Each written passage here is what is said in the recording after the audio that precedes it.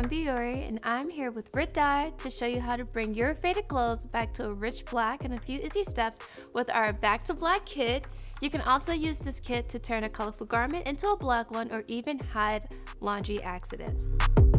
So this kit includes Jet Black, which is a part of our all-purpose dye line, both non-toxic and septic safe. This dye can be used on any garment that contains at least 60% natural fibers like cotton, linen, silk, wool, ramie, rayon, viscose, nylon, or modal. But if you are dyeing something that has more than 40% polyester, acrylic, or acetate, use our dye for synthetic fibers, RIT Dye More, or check out our website for easy-to-use RIT tutorials and more.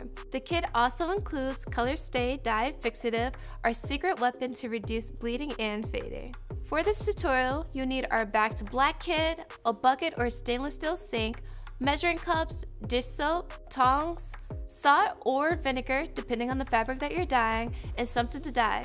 We'll be dyeing these faded jeans and shirts today. To get started, pre-wash your clothes in warm soapy water without fabric softener to remove any finishes that may interfere with the dye absorption. Just leave your clothes damp, that'll help absorb the dye later. Now we're ready to make the dye bath. Fill your container or stainless steel sink with enough hot water for your clothes to move freely. We recommend 3 gallons of water for every pound of fabric, and the temperature should be around 140 degrees Fahrenheit or 60 degrees Celsius. If it's not hot enough, don't worry, you can always add hot water from the stove. Shake up the bottle really well and add 4 ounces of the Jet Black to the dye bath. If you're dyeing cotton, rayon, ramie, or linen, add 1 cup of salt, or add 1 cup of vinegar if you're dyeing nylon, silk, or wool. Since we're dyeing cotton, we're using salt. And lastly, add 1 tablespoon of dish soap. This helps promote even coverage. Alright, finally time to dye. Squeeze out any excess water from your damp clothes and add them to the Jet Black dye bath.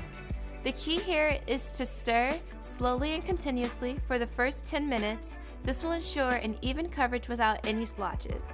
Keep stirring for about 30 to 60 minutes or until desired saturation is reached. Keep in mind, the clothing will look darker when wet. Carefully remove the clothing from the dye bath using tongs.